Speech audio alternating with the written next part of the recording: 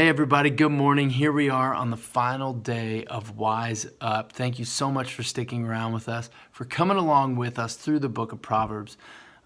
It's truly a fascinating book that God uses to change lives every day. And I encourage you to continue reading the Proverbs.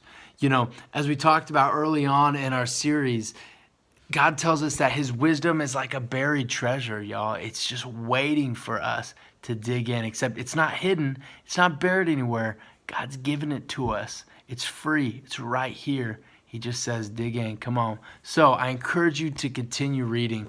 An easy way to do it is the same way that we've been doing it this whole month. Look at the calendar date, and whatever the date is, read that proverb. So for instance, tomorrow is February 1st. Start reading Proverbs 1. The next day, read Proverbs 2, and so on through the end of the month, and start over every single month. And you'll be surprised and amazed. Maybe you won't be surprised, but you'll be amazed at the ways that God will begin to change your heart, but also change your mind, to change your decision making, to change the way that you see things whenever you allow him to change you in that way. So ask God as you read through to show you something new, or to challenge you to consider something a little bit differently than maybe you've done before. So I got to give a huge thank you and shout out to Trevor Sane. He's done so much work, and he has worked so hard to get these videos out and to make them all that they are. So Trevor, shout out to you. Thank you so much.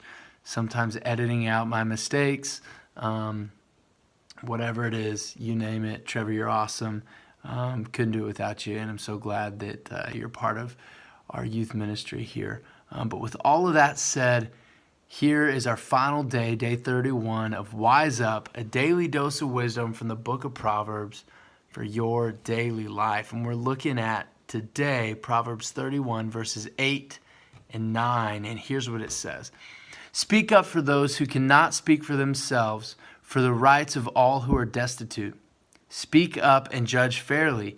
Defend the rights of the poor and the needy. Notice that he says one thing 2 times. Did you catch it? He says, speak up. Remember how a couple times lately we've been talking about the power of the words that we have, and it all starts with those 2 words, our courage, our responsibility even to speak up.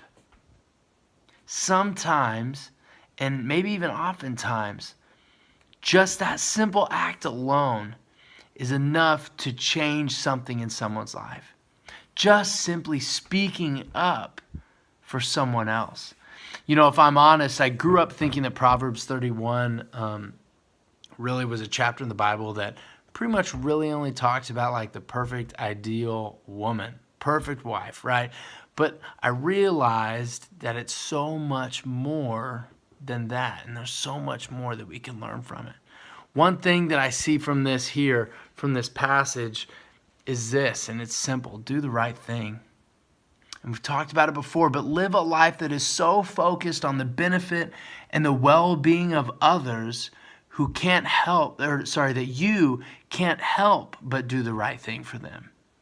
And when I'm talking about others, I'm even specifically and especially talking about those who can't help you in return, because just as Jesus says, if you do nice things for people who can pay you back, or people who can help you get a job, or whatever it may be, what good does that really do you? What good, what does that really show about you? Cool, that person's going to pay you back. It's no big deal. But what about the things that you do for people who can't pay you back? What about the poor? What about the seriously needy? What about the sick and dying? What about those people, the ones who are in prison? What about the people who will never acknowledge you in public, or who will never say thank you? What are we doing for those people? And now remember that our faith is one that is totally wrapped up in our love for other people. In fact, that's something that really just defines our faith, is how much we love others. That's like the root. Trusting Jesus and loving other people. But it isn't just a spoken love, right? It isn't just simply sharing something on Facebook or Twitter, or voting on something in someone's Instagram story that they should go help somebody else. It isn't just putting some change in the Salvation Army kettle. It isn't just doing these easy things, although those are great and positive things. It's speaking up for those who can't speak for themselves, and for those who don't have many rights, for the destitute.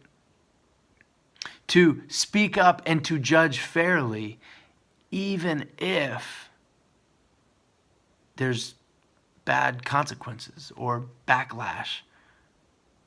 Judging fairly and speaking up, even when you may be ridiculed for doing the right thing. Defending the rights of the poor and the needy. It's living a life that puts those people and their needs sometimes even before ours. Our faith is one that challenges us to go outside of our comfort zones and to do mighty things to proclaim the kingdom and the love of Jesus in our world. We live like he lives, and we are extensions of his grace. That's what I see when I see this passage. That's what I'm encouraged to do and to share when I read this. You know, I also heard this other thing here. It says, you may be the only Bible that somebody ever reads. And does that not give you some perspective on how much our words and actions means? When we act on behalf of Christ, and we act to Christ. What we do for and to him and on his behalf. Same thing with our words. So how is our life being lived for others, especially for those who can do nothing for us in return?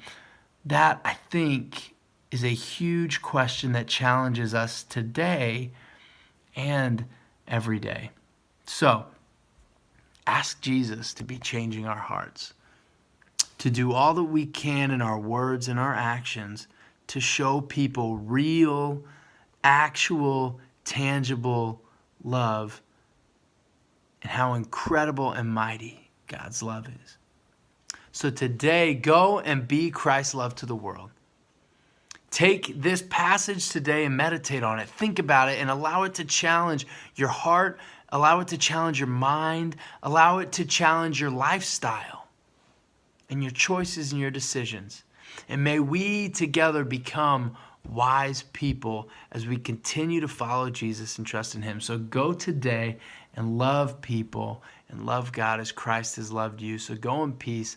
Thank you guys so much for joining us for Wise Up. If you're in youth, I'll see you guys tonight. I'm so looking forward to it. And if you're not, well, I look forward to seeing you next time. You guys take care.